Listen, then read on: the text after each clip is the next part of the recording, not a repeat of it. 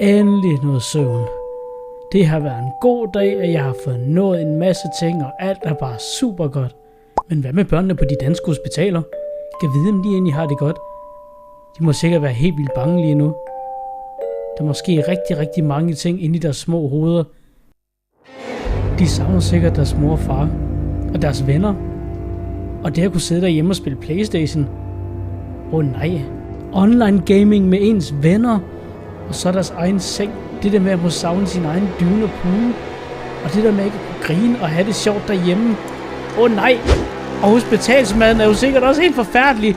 Jeg må gøre noget. Ja! Bare rolig. Børnene på de danske hospitaler er dækket ind. De har hospitalsklovnene. Deltag i vores indsamlingsevent til Danske Hospitalsklovne fra den 1. til og med den 3. september, hvor vi går live på Twitch. Klik på linket i beskrivelsen eller kommentarerne, hvis du vil